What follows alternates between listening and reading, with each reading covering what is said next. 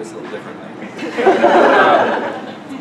And I think some people kind of described to you, but I'm going to quickly go over the somewhat ad hoc rules that we have created for this particular panel, before we even introduce the panel. So you can see that our panelists are sitting in the middle here, arguing physically over the location of the microphone that we heard, and then we're all sitting in the round. After we do a brief round of introductions of the panel, we're going to start asking questions. This is a conversation, so anyone can ask questions at any point. I ask you to raise your hand, and I will come over and either point at you if I cannot get to you, or I'll tap you on the shoulder to let you know that you can ask a question for the inner circle. Also, I will not really be asking questions, but instead, out of my extensive list of very insightful questions, I may come over to you and suggest a question that you might want to ask.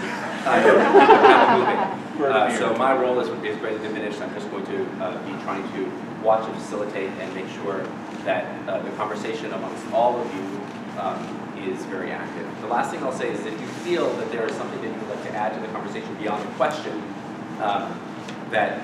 try to nudge these guys a little bit out of the way, and there's a spot there, open spot, that has now magically been created for you to go and sit in the middle and be a temporary panelist. Sit there as long as you feel like you have something to add on topics in general that we're on, or until some other audience member taps you on the shoulder, at which point it is time for you to return to your designated seat and hold your tray tables down.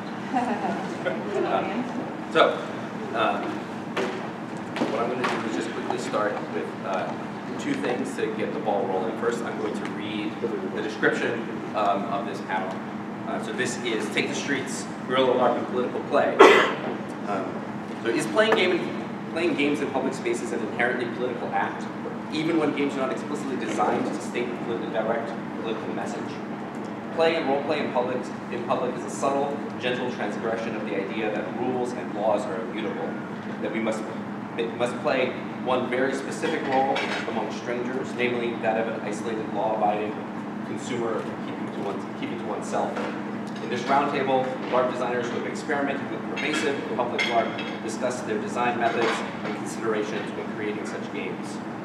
Can work in this space be transformative for the bystander or passerby as well as the players? My name is Cameron Betts. I'm going to be your shadow moderator facilitator. I do have a little bit of experience in this place. I did create a... Can I make a request? Since I'm going to be walking around and filming people, what's the best way to do this? Could everyone close their eyes? If you opted out of documentation this weekend, if you did not sign the Living Games consent form, could you raise your hand? Okay, I will attempt to not put a lot of you on the footage, so we can deal with that. Okay, thank you. Yeah, thank you. That's great. That's great. It's something we hadn't thought of. I know there will be plenty of those things, I think. Round floor. Yes, this round floor is public. We're around tables. So I do have a little bit of experience with this. I did run a several-month-long pervasive indexable LARP many years ago, so I might lob in a few questions or answer a few questions on that. But mostly, our panelists and you all can provide that content. So what I'd like to do is start with just a very brief introduction, just your name and maybe where you're from, and then I'm going to follow that up with why you believe that you're on this panel. So just do names first and then. So we'll start with Albert. Hi, I'm Albert Kahn. I'm from Corvallis, Oregon, but I was formerly doing a lot of games in the Bay Area.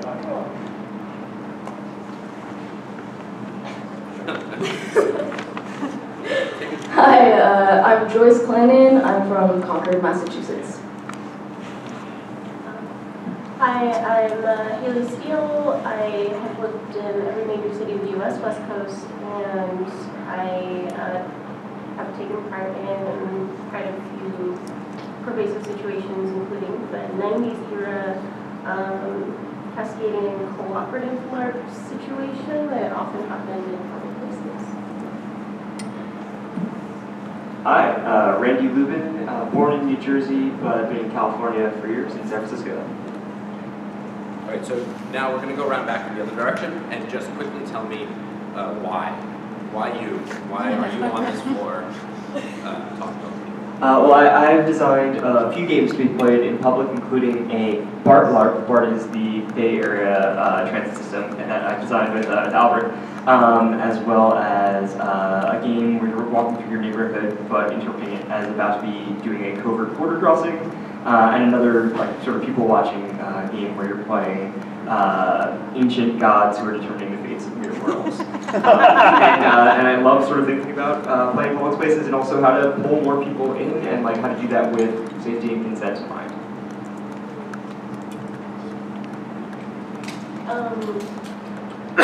Yeah, I guess I'm working on a number of activist projects that merge some things about Larp with pervasive conditions.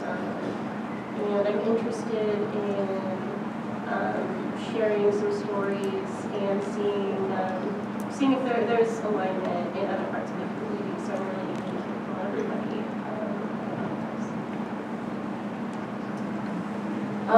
I've also I've participated in a few sort of games in public spaces and designed a couple as well, including also a BART one. It's not really a LARP, but I don't think that's specifically why I'm on this panel. And I'm also interested in like personality and social psychology more broadly, and kind of how that ties into LARP and public play.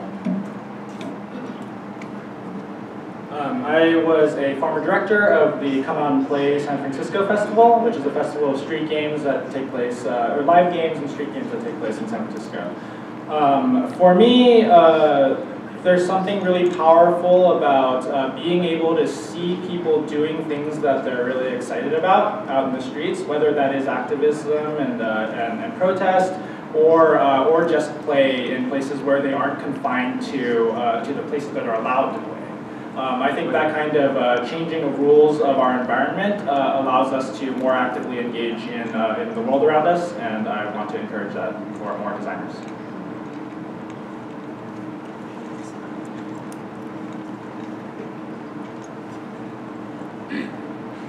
How is public play different from traditional art? I guess to start with, it is explicitly, I think, or at least from my perspective, it's explicitly in spaces where there are players who aren't a part of the situation and don't know that that there is something happening.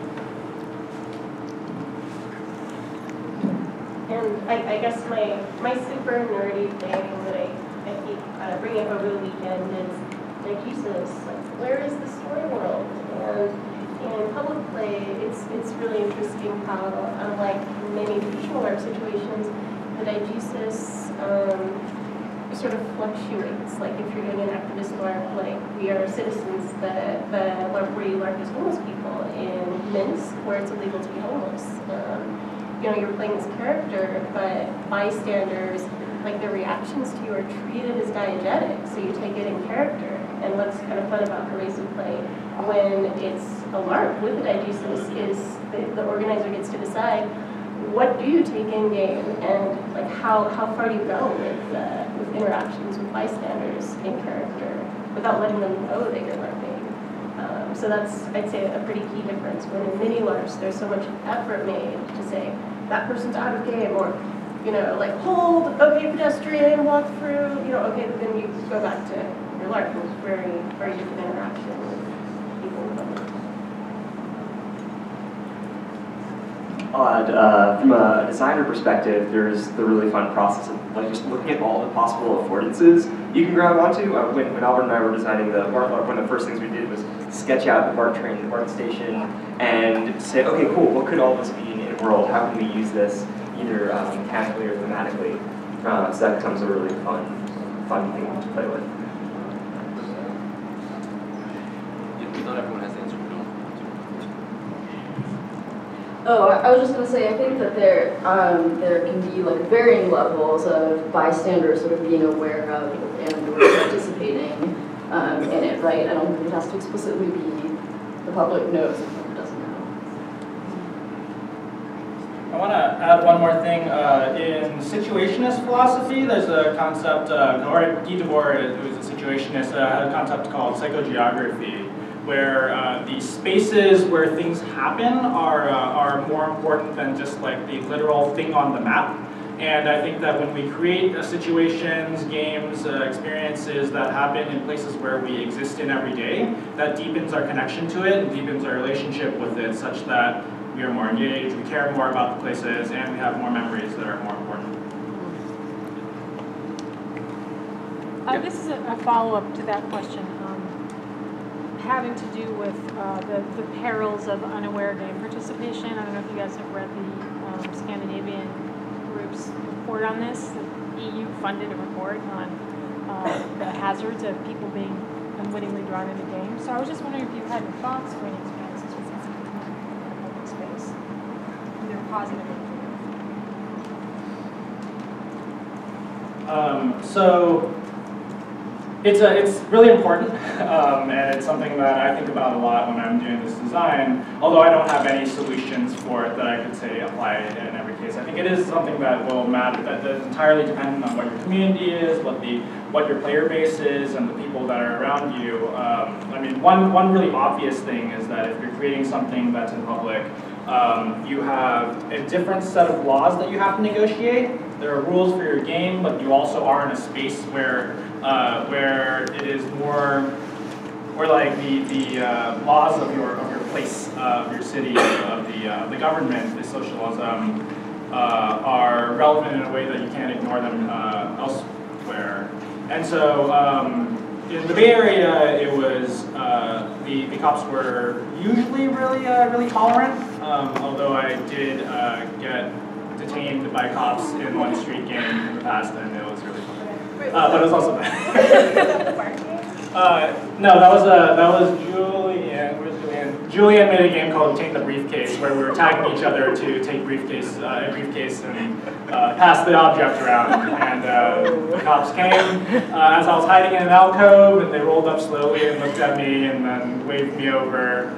And then another player was then arrested for resisting arrest, as he was trying to explain to the cops that we were just playing a game, and then the cops tackled him. And I think that this isn't a problem, or like the problem isn't necessarily in the game taking place in these places. The problem is the cops, right? So like when we're asking this question, we have to recognize that it's not always like, I mean, it's our responsibility to think about it, but it's not necessarily our fault.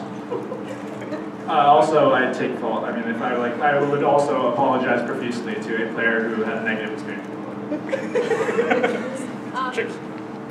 I'm just curious, how much, or if at all, do the dynamics of acoustical walls, invisible theater, or forum theater play into your structure?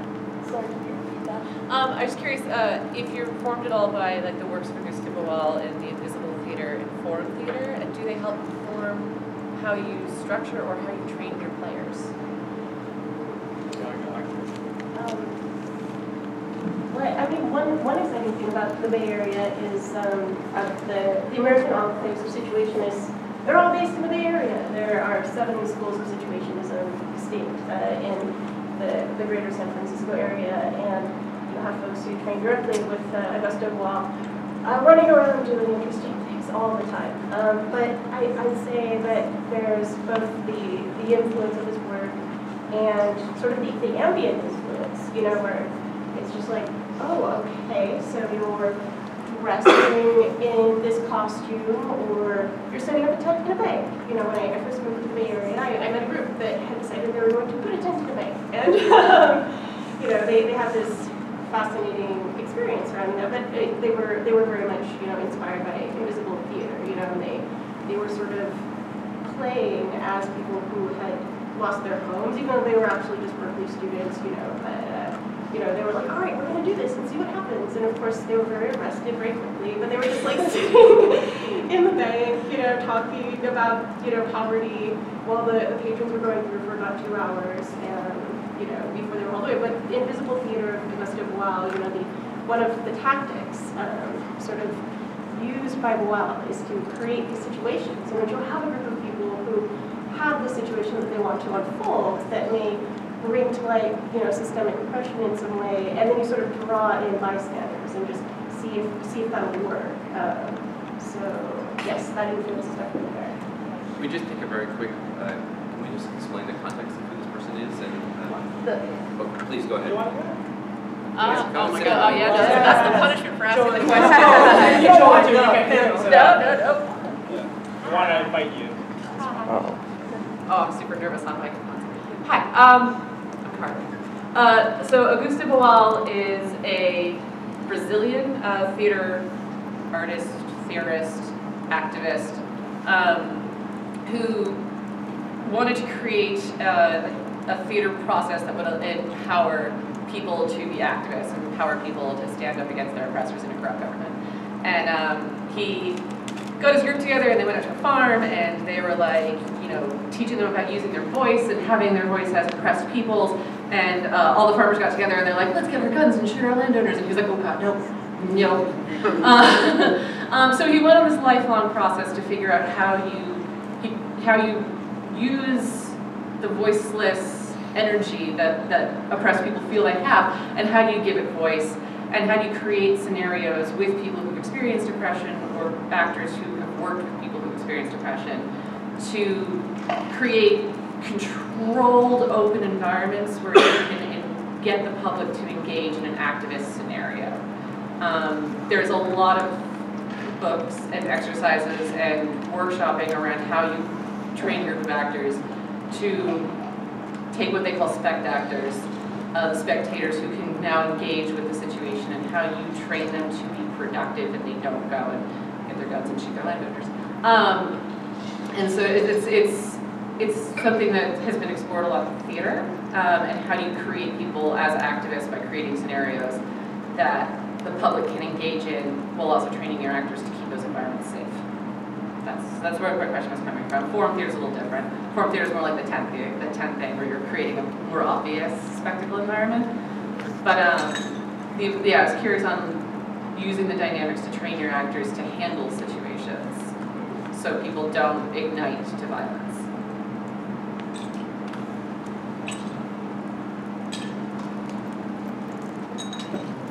Would you say that in your wonderful Larp public world, that immersion is still the primary goal of public play?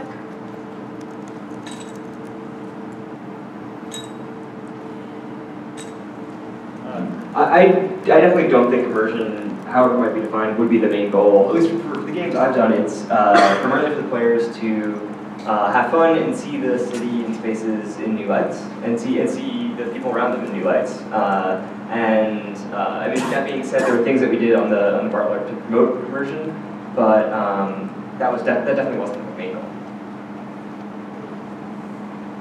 I mean, like part of your guys' Bart Larp, it was like there were political arguments going on about a fantasy society, a sci-fi society.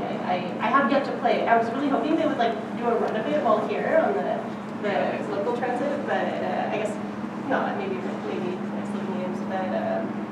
But like I'd be interested in hearing like how when you guys designed that like if perhaps the political arguments were like a way to keep people immersed. Like how do you keep people focused on each other rather than getting pulled into the bystanders, like self-awareness of the bystanders. I was just gonna add, if you could you maybe like summarize a little bit about your game as well? Just your comments. So direct answer to the question first is that for me, it's actually my primary goal is to reimagine how space can be used. It's to look at the world that we live in and know that like this floor doesn't have to be a carpeted floor. It can be lava. It can be anything. And for me, that came from years of practicing parkour. Our Bart Larp is a game that took place from the San Francisco Airport BART station to a BART station in Oakland, and explored the themes of migration and displacement in a sci-fi world where the BART represented intergalactic travel, and people for different reasons were leaving where they came from and could not return. And there were immigration issues. There were border checkpoints. There were things like that involved. Sure, I can highlight a few specific mechanics that might help elucidate. So we knew that when folks were on the trains themselves, it was going to be quite noisy and distracting. So we made the trains themselves be like, you are in transit when you're on the train, and you are in like cryo-sleep, you're in hibernation. And then every few stops in line, you'd get out and have an experience on a new planet, a new space station. Just within the station itself, we'd always pull people over to the far end of the platform where it's a little bit quieter, less likely to, one, be distracted by things going on around us, but also less likely to disrupt other folks just using the transit system. And I think the other example I'll throw out, we started, for those of you who've been to SFO, the SFO art stop has this really cool art installation that is just these shimmering, it's this shimmering silver circle that an escalator goes through and stairs go through. There's a little platform halfway up the stairs that we did our workshop in, that above us we had the SFO monorails going around. Below us we had the BART trains coming in and out, and then there were plenty of airplanes taking on and off, and that just like gave it the feel of a spaceport. PA system. Oh, and there was a PA system with announcements. Like we felt like we were about to depart from the spaceport. It was great.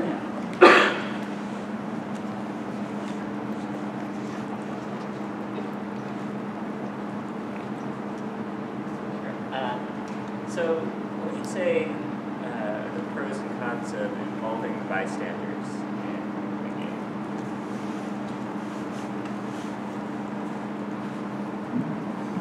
I think to start with, it adds a big layer in the design of like what you have to think about. You can't just assume that everyone is consenting because they're players who came into your space. But I think something that, for me, my metaphor is that, or like my experience that I like to relate this to is when I was in college. I used to unicycle around my campus all the time, and I had this like big tall unicycle that I would like rush around in. And I noticed a couple times that there were people who were walking around campus and they had their heads down. They looked like kind of sad, and they're like, and they're just like totally in their own space.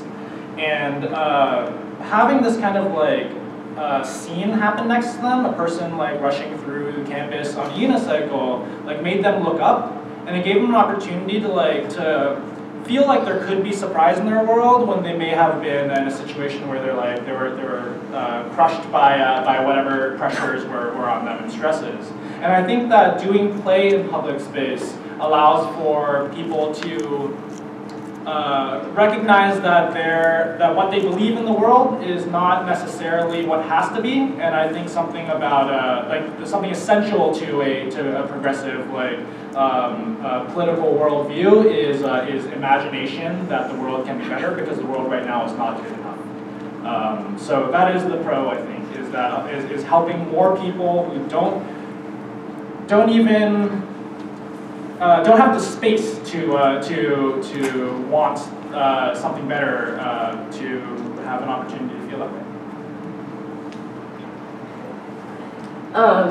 Yeah, so that just reminded me of another a kind of like spectacle, or sort of like a spectacle can kind of be like an invitation in a way, either for participation or just for imagination or surprise. Yeah, so my hometown is a really small historic suburb outside of Boston, where you would be even less likely to see like someone on a unicycle or something like that than you would be in a major city. And the other day I saw a guy riding a bike playing a flute while bike riding, and it was kind of like, it was almost like even better because it was less expected in that context. So that it kind of like gave me a sort of moment. Something that I've been thinking about bystander participation is the sort of idea of trying to invite people to participate without requiring it, right? With like this idea of consent, and recently, stumbled onto this sort of doors always open term that people use in LARP, where like you want to make sure that people have an opportunity to exit the situation or to opt out if they want to. So like maybe not doing something on like an enclosed BART car where people can't get out. So I think that's like something that maybe keep in mind as a design consideration. And I suppose some of the more recent game-like work I've been doing has involved character play in protests, inspired by some of the movements in New York and San Francisco. So I've had a character since 2013 named Anti-Capitalist, and she wears big earrings, and she's a middle-aged woman having a crisis.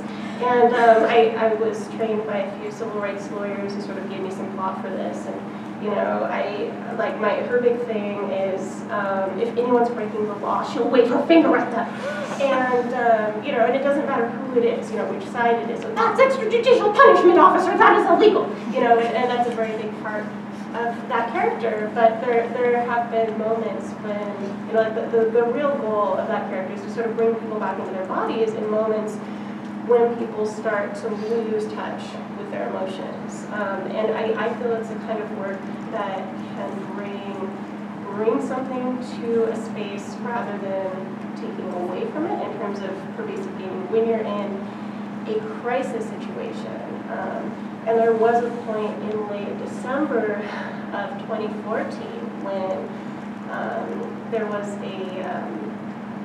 a situation in which, in Berkeley, following a protest in which some windows had been broken, there was a line of police officers that had just lined up near the UC campus, and a group of protesters and students had just sort of accumulated in the intersection near them. And I was there as an anti-capitalist, so you know, I was kind of running around, and it was funny because a man, you know, it was essentially a Black Lives Matter related moment, even though it wasn't officially that, because there'd just been the Wilson verdict. You know, a man handed me his microphone, and you know, he was like, "You seem like you know what you're doing." You know, he was a Black man. He was like, "Why don't you say something?" You know, because no one was doing anything. So he hands me the microphone, and I'm like, "Well, I was painting my nails today," and he just looks at me and he's like, "Give me that."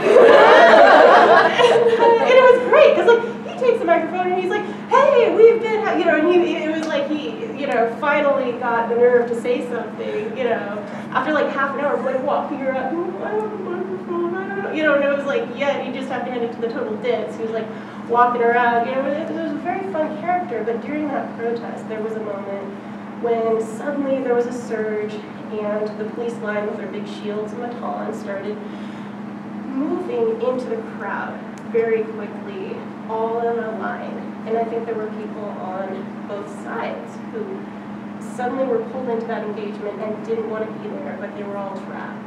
So I had a funny moment where I'm technically an epileptic, so I may have had a real seizure, or I may have been doing a little role playing from Lady Gaga's video Applause. If you want to have a seizure in public, like check out the seizure she does in Applause. It's a very good one to model off of. But if you are on the ground having an altercation, which happened, this funny thing happened where the line of police and the line of protesters moved past me, and there was a group, a circle of around 30 people around me, police and protesters, like, "Is she okay? Oh my gosh, da da da." And it was kind of a way to let the people who really didn't want to be in that moment and pull down the line, where things got very violent for the people who kept going, to just say, "Hey, look, a person's down.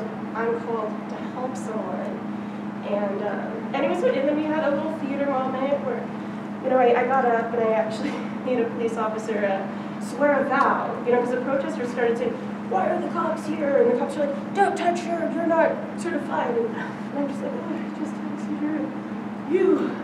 You are kind to have been hurting Black people." And he's like, "No, we haven't." You know, it was a good 5 minutes, you know, and no one hurt each other and everyone just dispersed. And it was funny because the violence moved down the street, and I think a group of people who really just needed to have emotional connection and not be part of that violence got to opt out. I don't recommend this sort of thing. I've had a bit of therapy and PTSD work, kind of a dent in my knee from where I was stepped on and someone dropped a bicycle on me while that happened. So, you know, it's not something I recommend. It's not good for your body. It's not, you'll get the shakes a little after and stuff like that. And I honestly wasn't expecting that to unfold. But in these situations, in these pervasive situations, when you're going into a crisis situation and saying what can I gain, things might unfold and there are decisions you just gotta make. And so I do think it's possible to potentially things that may be perceived of as helping those in doing positive things for random bystanders who might not know a game is happening. Maybe if it's more than one player in that game, you know.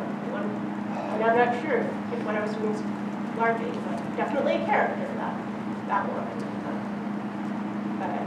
So then that's kind of the opposite of this sort of thing, where you're going into a crisis situation trying to mitigate it through play, rather than creating something that wakes people up and transforms a type of space through play. So I have an admiration of your guys' style too. That was awesome. Thank you. I wanted to share an example from the complete opposite side of the spectrum, specifically regarding pulling people into play in a way that's very clearly play. Not a design of my own. It's called Wizard in a Bar by Dustin Freeman and Josh Marks. What they did is, just like the title, they had someone in full wizard robes and pointy hat and long white beard hanging out in a bar in San Francisco with a big sign that said, I think it said, need help with quests, or adventurers wanted, something like that. And that was it, just hanging out there. And anyone who wanted, anyone who was in the area, and the wizard was positioned by huge glass windows. So if you're just walking by outside, you were likely to see the wizard there. And you just come in and say, hey, what's up? And the wizard just in character would immediately launch into a story about how they and their party of adventurers had fallen through a portal and been stuck in our world, and we need your help. And there's no anything saying oh, this is a game or this is a specific type of experience. It was just are you in? Do you like this vibe of this story? And then if people were interested and they got a hold of the backstory, the wizard then said, great, my friend the ranger is in desperate situation. They're in this part of the just across the park over there. Can you go help them? That led on a series of little mini adventures in Fort Mason in San Francisco. And it was just it was so wonderful because there's never any explanation of what it was from the outside, but it was such a clear affordance of hey, there's play happening here, and anyone who is attracted to it or curious can just jump in and decide if it is for them and continue on. I have a question. So the conceptual transformation of space seems intensely political, right? And I'm wondering how you can use that or create, what are the tools for using that as a call to action or as a way to teach? Those are the things that I'm particularly interested in.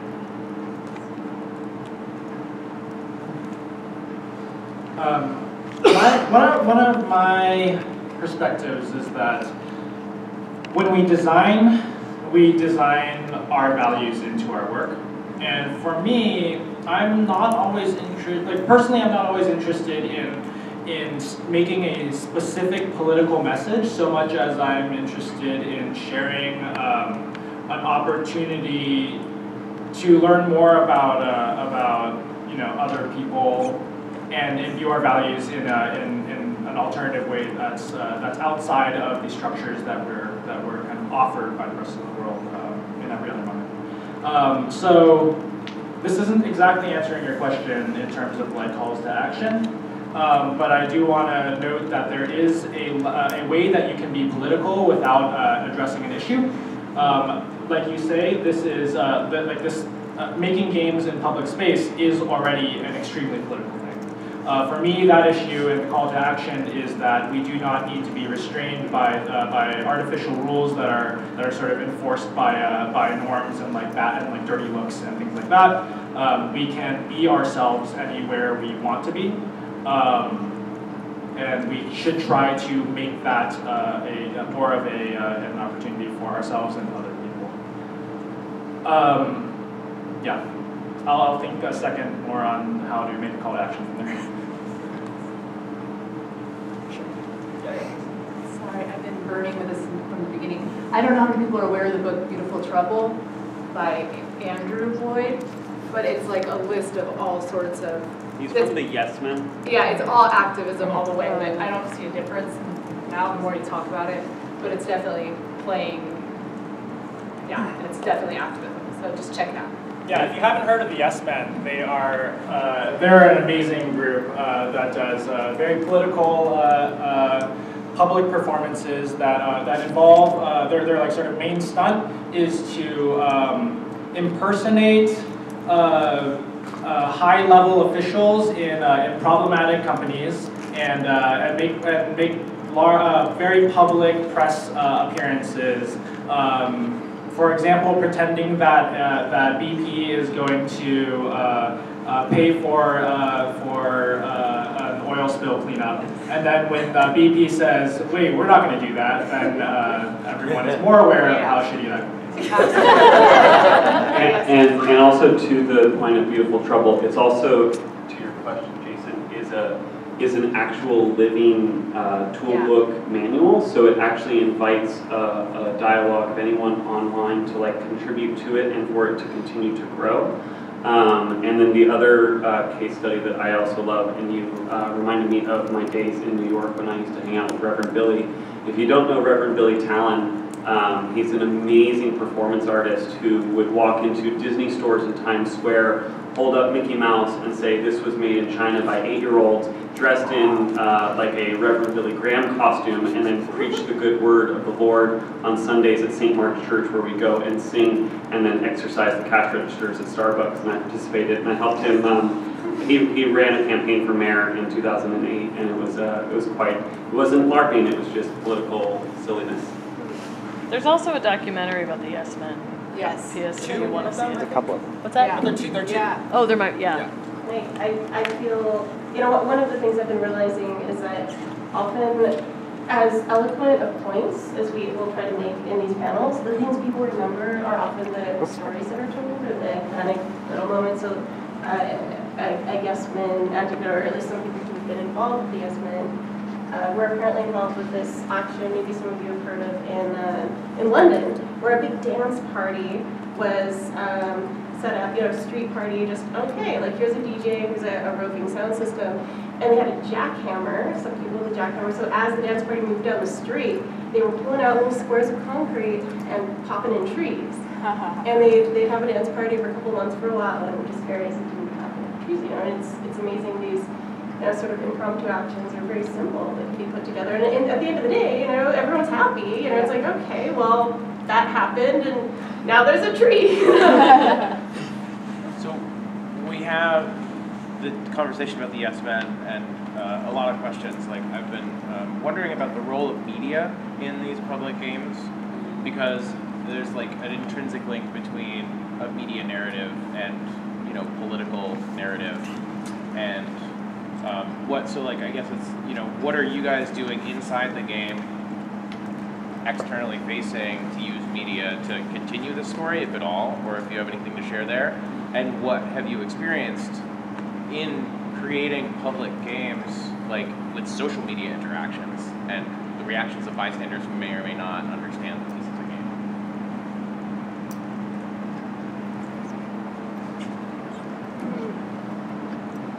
I think that, well, first of all, I think since we're referencing Yes Men, they do a really amazing job on that, and I think that if you look into their strategies, you can learn a lot from their perspective. And I think a lot of media strategies and from any sort of activist actions are relevant here. I don't have an answer there, because part of my political philosophy is to work as small as possible. I want to work with the people around me directly through direct relationships and build everything up from there. I think that's great when people do large scale things that reverberate more broadly. But for me, I think that working within the group that for us, playing in public allows us to understand that we have more we can be more empowered in our own spaces, and then anyone who sees us can perhaps feel a little bit of that. And if it goes that far, I think we've changed the world.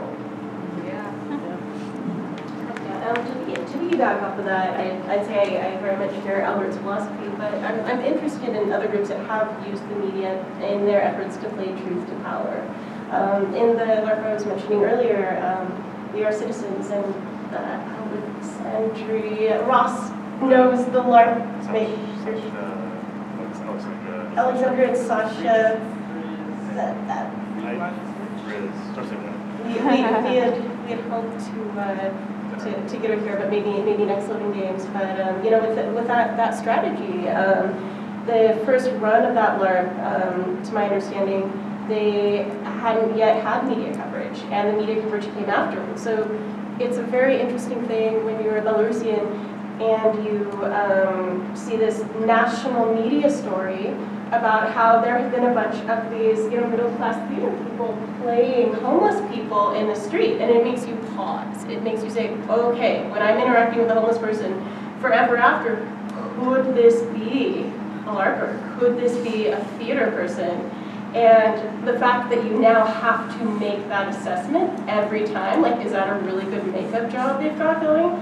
Now that's a way of using the media in your effort to play truth to power, and to sort of destabilize a social norm. So it can definitely play an amazing role in playing truth to power.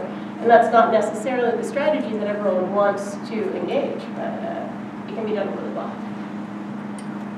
I just want to build on part of what you said about getting the media after the fact. And so if you're designing experiences, you can try and design them to have artifacts that can then be shared or sent to the media or discovered. I participated in I think we called it Hype Up Weekend, and it was like the startup hackathon things, except we were supposed to come up with like ridiculous startup ideas that were never actually going to happen. And then we had a competition amongst all of us at the end, and the final product were sometimes pitch decks or other times like landing page websites like for coming soon. And the competition was to see who could get the most media mentions about this thing that we decided. And some of them got like, I think we had like one in BuzzFeed and another in Gawker maybe, I don't know, yeah. And then again you get all these people seeing it, and when it's revealed that, oh no, it's not a real thing, hopefully they're looking critically at all the other ridiculous startups that are constantly launching. Right. I'd like to take a little bit of a shift now and talk a little bit about how to design these things, and what our goals are. And I specifically like to start with the question to Joyce about how your goals might help you design or dictate what level of participation an experience would be, and talk a little bit about your projects as well. I'm curious about that. So yeah, I think one thing I think about a little bit is just like scale, like how many people like do I want involved and what kind of experience do I want them to have. I think maybe it's sort of less of a good strategy for the political angle, but just in terms of sort of I think that doing kind of undercover games, which I really like, so the game that I did for Bart was more of an undercover game. It was kind of a spin on the game Undercover Assassins, if you've ever played that, except kind of mobile. Yeah, so I think that I like undercover games, I think, more for like group bonding, because it's sort of an experience that you're sharing together that the outside world is kind of unaware of, and you're kind of like inhabiting space in a new way together. So yeah, I like kind of undercover experiences for that aspect. Obviously they're not as good for sort of bringing in new ideas or for maybe shifting like public perception as much. One thing I think, kind of going back to one of the previous questions, sort of about public spectacle, and I think that can kind of go beyond just having individuals sort of be surprised and look at the world in a new way. But it can also, I really like how public spectacle can kind of elicit interactions between strangers, because they kind of have a focal point, so it can kind of break down barriers between people and shift people out of the normal role that they play as like a member of the public. And I think that can kind of build empathy subtly, and that is just sort of a positive, has like positive follow through, even if it's not like explicitly political. It just kind of, if something humanizes the people around you, that then it's like a positive thing. Right. It's an undercover game. Yeah. What's an undercover game? And will someone put it on the board maybe later? Oh yeah, sure. So to my knowledge, an undercover game is just sort of a game that's played in a public space that the public doesn't know is occurring. It's not like announced, but the players sort of know what's going on. And I think sometimes, members of the public end up coming in like an ad hoc way. If they're like, oh, what are you guys doing? but that you're sort of using public space maybe without really alerting everybody to the fact that you're using it in a new way. From what I know, I'm sure there have been different communities who do undercover games as well, but undercover games is also one group in the Bay Area that ran for a couple years, started by Gabe Spendersman, who is one of the Come Out and Play community members, and he's also makes live games that take place in public space and immersive theater projects and things like that. And just to clarify, from my knowledge, is that connected, or is Come Out and Play connected with like the giant 1,000-person journey? Okay, Journey to the End of the Night, that's one of them. And you know, Journey's a fascinating game. I finally got to play it. It's been running for around 10 years, and Albert's been a huge organizer for it, or was for several years. And also Thomas. And Thomas. Yes, and I feel Thomas might want to, you know, and I should say, like, for my first experience of it, it was pretty cool as a LARP because it's like you're running around doing this cops and robbers game, but you also have checkpoints where people are kind of in character. Like the last theme was this group of time bandits were trying to change the color of the Golden Gate Bridge, and if enough people didn't make it to the point at the end of the night, you were going to end up with like a green polka dotted Golden Gate Bridge. And so you show up at these different checkpoints, and each checkpoint curator designed their own game that people would have to interact with before they got to move on to the next checkpoint. So like one of them, you know, you were having people, you know, solve puzzles while they were blindfolded while someone else is directing them, and this quirky character is like telling you, you know, telling you what to do, and they have their backstory. So it's kind of, and people do it in costume and may or may not have a character that they play during it. But that was my, you know, one time play. But bad luck because I didn't about the organizing of that. Oh my gosh, I could go on about the organizing of Journey, but particularly since we're here at this LARP conference, like talking about sort of the role of character and story, right, and in creating Journey experience. That originally Journey was very much a sort of mechanical game of chasers and being chased. That there weren't actually interactive experiences at the various sites. It was just someone that you would find there, and they would sign your card. And so it's very much been an evolution of immersive experience. And actually, since we have another Journey involved person here, I want to shout out to Minneapolis, who I think, actually I guess it was your involvement in Chicago Journey that, I'm trying to think of where the first place that started to evolve like the robot story that actually created like the sort of, Chicago. Yeah, okay. So Chicago, that I think is the first that tried to start to put an overarching story that tied everything together. But anyway, I think I should stop there. But yeah, that interaction of how much are you engaging people in the activity that they're doing, and how much are you giving them this sort of narrative additional layer or allocation to be doing what they're doing. Can you explain the content and format of the game? That is an excellent... Okay, so Journey to the End of the Night is a street game played in public in the streets of a city, in which you will show up at the map. You'll show up at the start, you're given a map that has 6 checkpoints on it. And your goal is to make it to each of these checkpoints in order as quickly as you can, using your own 2 feet and public transportation. You're also then given a blue ribbon that you'll tie on your arm to indicate that you're a player in this game. And the reason this is important is because some people will be wearing red ribbons, and they're just out in the streets looking for anyone with a blue ribbon to literally run them down and tag them, take their blue ribbon and tie a red ribbon on their arm such that they now join the ranks of the chasers. So it's sort of this like very intense experience of, you know, often being alone in city streets, of sort of like feeling like anyone could be part of this game around you, and moreover could be a threat to you in this game around you. But while also, you know, as the years have gone on, incorporating these other sort of elements of your experience along the way. But yeah, that primarily it sort of started from that idea of changing the way that you experience the city around you. I want to add two things to that. Is that the course of this game is often over miles of the city, and it takes place like after dark from like 7 to midnight. So you're moving and covering a lot of ground, getting yourself into places where you probably would never have gone if you weren't playing this game, which I think is really important to be able to be given an opportunity to explore somewhere new.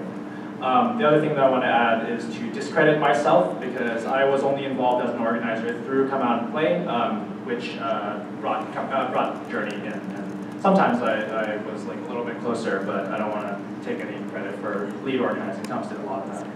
So you credit checkpoint. Yeah, I'll just add a little bit to that. So like the checkpoints are in the game are like safe zones. So you're on the map. The things that are on your map are sort of the these labels of where the safe zones are, and you kind of take whatever route to try to get to these.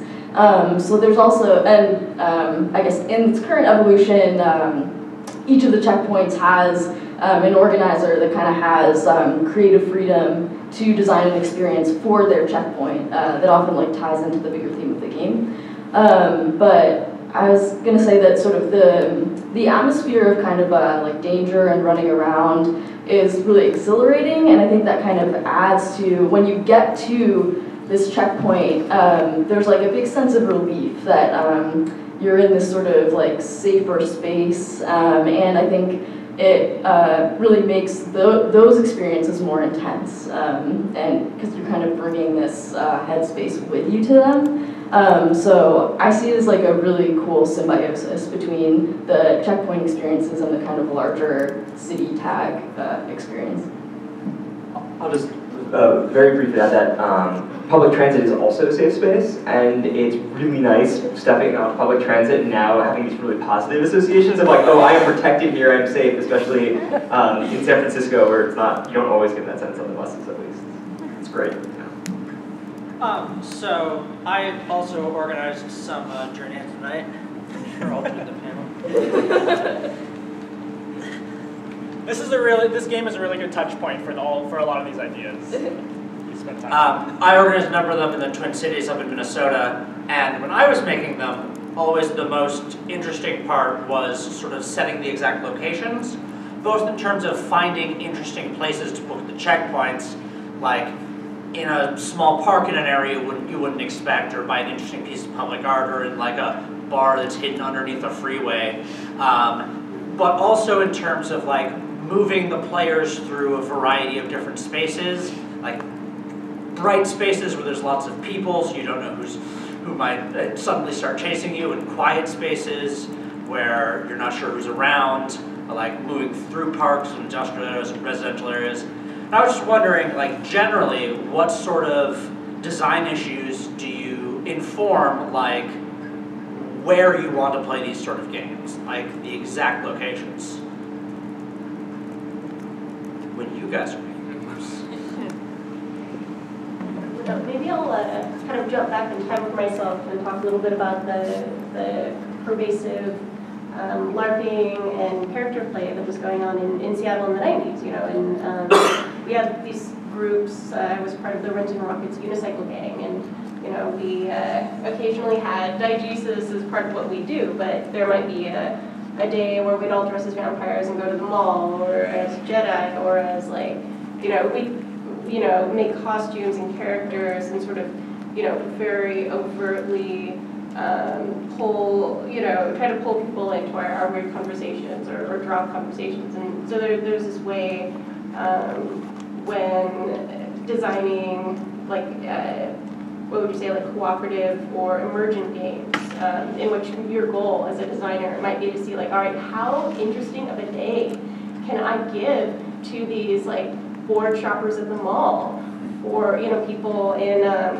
the Saturday market, or in Salmon Days. There was this ridiculous festival for the return of the fish to Issaquah, Washington, where I grew up, and we like to dress as Sith and just walk around.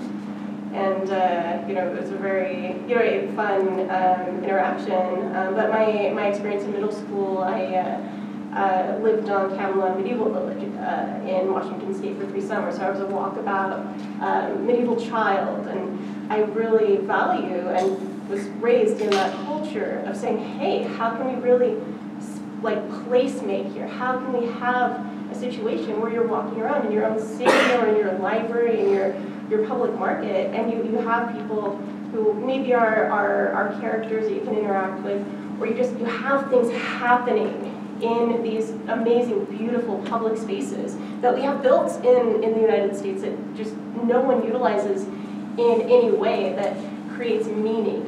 We're so focused on, I would say, commerce in our spaces, commerce and productivity, getting to work, getting to school, increasing your, ability to stay in place, whatever it is, and people find themselves just very stressed out. And so it's like, my God, people who dig up this architecture in 2,000 years will be like, look at these vast spaces. They must have lived such happy, amazing public lives. And when they role play as us in historical reenactments, it's going to be hilarious. It's going to go into the future. It'd be like, wow, we didn't interact with each other at all in these spaces. How weird, So the design is to bring historical reenactment into reality for me. That's my MO. I'm curious logistically how, it sounds like all of these are free experiences, or most of them are free experiences. How you go about getting it started, whether it's one location and moving somewhere else, how you go about getting the word out, if you're wanting to do these more guerrilla type things, what have you found to be effective means for actually building that community that does this with you?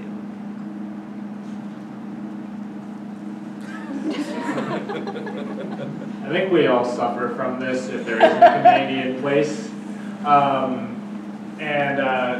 don't know how to market the best, but I think that Lizzie's advice that I've heard a couple of times now is make sure that you have someone else with you, because if you only have one person and you get a friend to commit with you, then you've doubled your player base. And if you get a couple, I think it's best, and as you'll hear many times, and I've already heard, I'm very bottom up. I don't think about strategies that solve all the things and can be regularly applied. I think about building everything from me and my relationships. So I think my advice, my strongest advice would be to use your relationship with someone to amplify how excited you can make them. Bring a couple people with you and start. And because of the nature of this kind of stuff, I think that there's more opportunity for people to see it and be like, wow, I wish I could be a part of this. And then be really friendly when they are interested. Talk about Sandbox.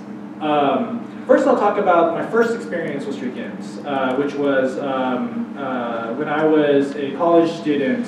There was a game design professor, he was a student teaching a class on game design. And he realized that in teaching video game design, players were designing for graphics and AAA game techniques, and he wanted to teach more of the game design theory. And so he had them make live games and big games that took place out on campus. And I was able to get into my lineage to this point. Was largely influenced by the fact that there were things happening on campus, and I walked up to one of the players and I said, "What is happening here?" And then they directed me to Robert Yang, and I talked to Robert, and he told me told me what was going on. Yes, he does. I'm like, who was it? Who was it? Yeah, Robert was teaching his StarCraft design class and his Counter-Strike level design class, and then he made a real-world games class. And then he was really friendly to me, and he told me about come out and play, and then that's how I joined and became a part of the community. Create opportunities for people to be a part of it. Because there's different ways that people want to be a part of it. Some of them want to be designers. Some of them want to be just players. Some of them want to support in some other ways that is neither. But if you create opportunities for people to be a part of your community that are varied, so that they can pick options there, then I think that'll help.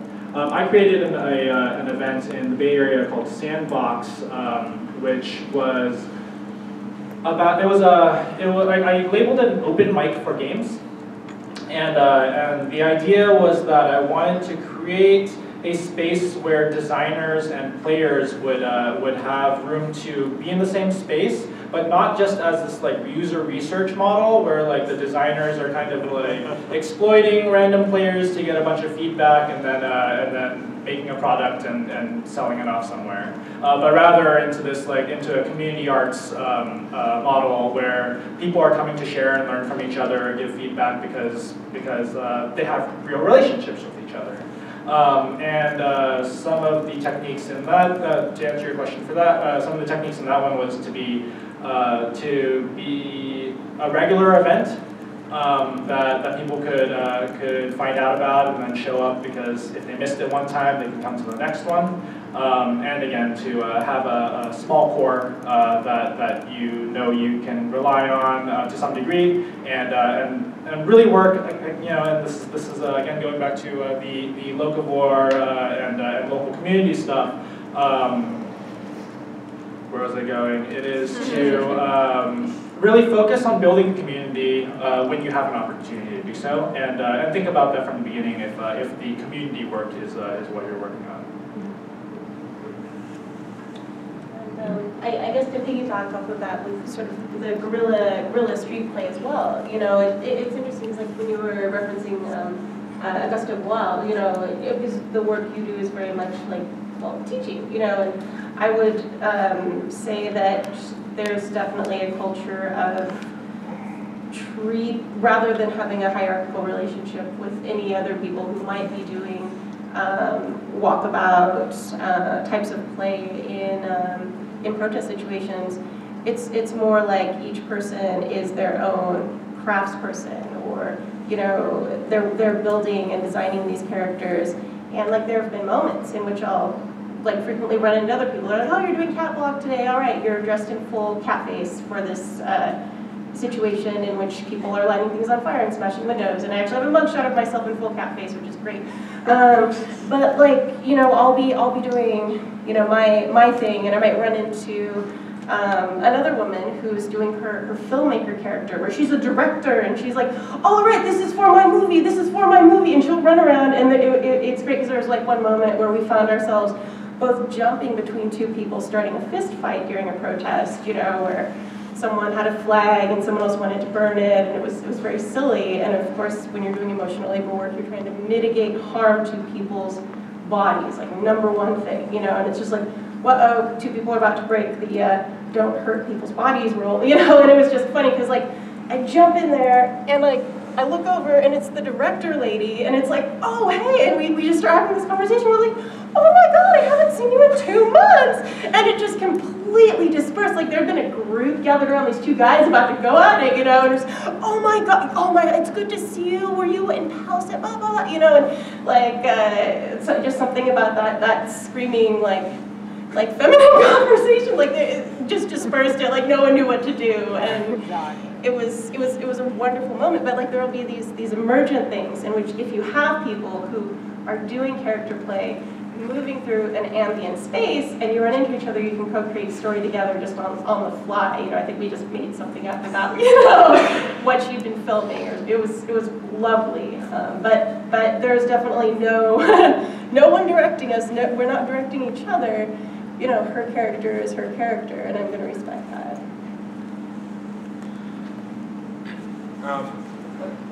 So this is my first real exposure to this, and it sounds really incredible. You mentioned Journey into the Night was the game. And you mentioned also your experience about the suitcase game and how you were arrested for that. Detained. The other guy was arrested. Right, detained.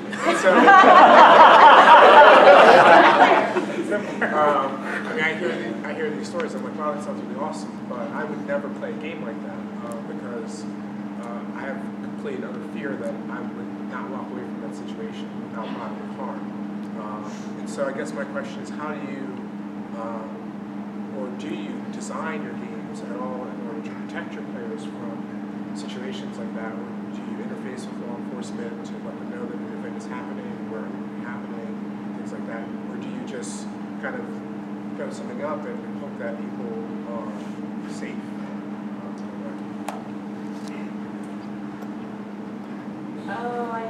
a story to share about Journey at the End of the Night this year. I don't know if you guys have heard it. I don't think I've heard it. All right, well, this is Cons. tough, but Journey to the End of the Night. There was a player at the came to the finish line and had a story to share that I think really led the organizers to pause and think for a long time, where it's like, oh my gosh, what do we do? How can we be responsible about this? So someone was playing who is a black man like yourself, and he was running from a group of chasers. And another group of bystanders, you know, because you can inform law enforcement all you want, but a group of random bystanders, they saw this, and they tackled the man who was running, because they assumed, they saw the situation, they were like, look, you are to rob someone. They didn't notice the sparkly costumes, they didn't notice a giant pervasive game is happening around them with lots of people doing this. And, you know, it was funny because he got to the finish line and he was rather jovial about it, you know, and it was just like, well, hey, guess what, you know, ambient racism, and he put it up on our map of storytelling for the evening, and, you know, and I really valued his, you know, half vulnerability, half in shock situation of sort of just walking around and letting folks know that had happened. And, you know, I was having a design discussion with some of the organizers, and there was this moment of saying, the most we can do until the ambient situation of racism in this society is solved is put a disclaimer on our game that if you're a person of color, there is an extra layer of factors that we have no control over. Because we don't want to change the nature of the game. It would be a different game. But it's not fair. And I think for many involved with the Journey community and the street gaming community as well, like I know that story made it into one of our local publications, and it's gotten people just really thinking as gamers, all right, how can we just get these social conditions fixed fast, because we want to make our games accessible. I want to say something that I'm sorry, I can't not say this. I think that sort of thing happens because we don't have representation of the people that are vulnerable in our design teams. If you had an African American person on your design team, they would have caught that right away and they would have happened. It's so easy.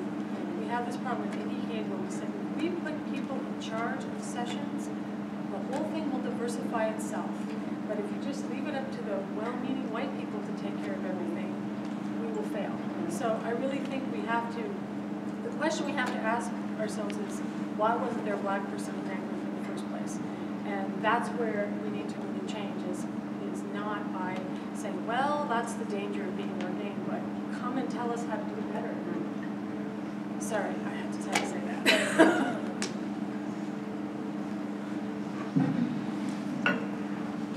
I just wanted to comment real quick that after I got Albert arrested that one time, I brought that game to some other places, and what I changed was I took out the briefcase and I replaced it with like an abstract art object, just with sort of the vision of you very, very much want to avoid, to every extent you have, creating a scene that looks like a crime, because that's the sort of thing that gets Albert arrested. Yeah, so that's sort of like a concrete thing that I did, just trying to avoid that thing in the future. To like make the situation more clearly something weird and artistic is happening.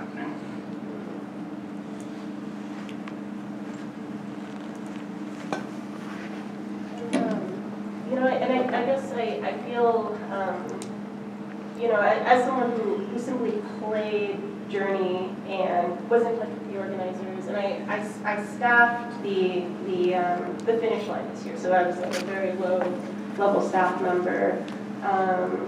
You know, and I guess I just want to like direct respond to and acknowledge, you know, that's a very good point. you know, that's one effort that needs to be made, not just in game design, but in many, many, many places right now, to ensure that there are people from marginalized communities creating these things. But I do wonder to what degree Journey would be able to stay Journey if, you know, if changes were made, but also to what degree. I don't know. I'm gonna have to sit and think about this, even though it's not my game. But like, I wanna think about this and just thank you for bringing that up. Thank you. We have 5 minutes left, and I think we have one or two more questions. I think I'll just try to get started. This is just gonna change the tone a little bit, but in terms of public place, sometimes that's outdoors. What do you do with the weather? Live in California.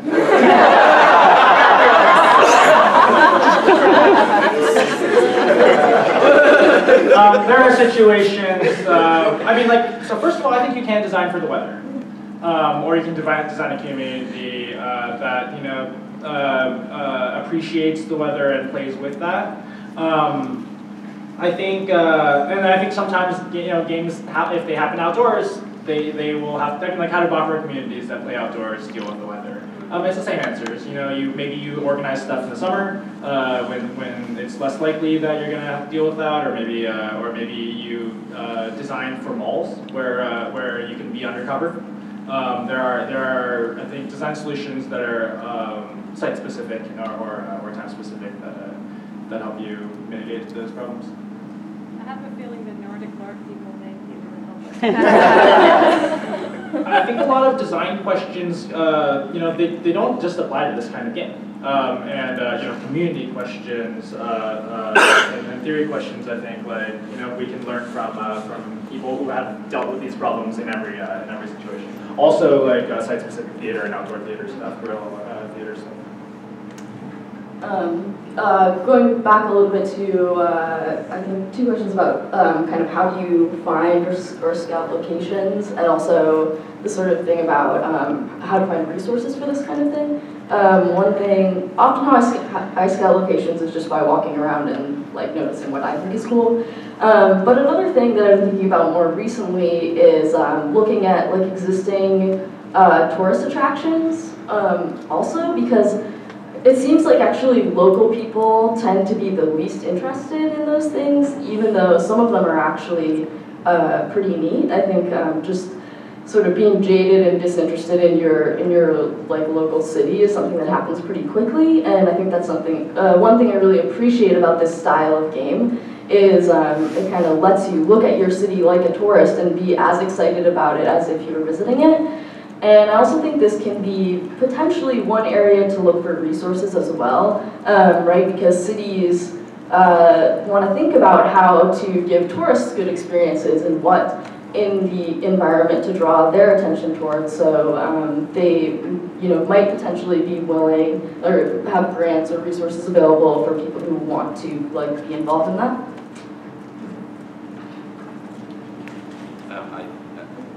Only if it's very fast, because we have less than 30 seconds. Yeah, no, I am from Washington, D.C., and I know that there are specifically people at the Smithsonian who are like, yo, bring traffic to our free museums. Yep. When the videos are up, look at Kellyanne Fletcher's keynote at the EduLARP conference. She talks about LARPs at museums, and it's a great topic. So I want to thank all of our panelists.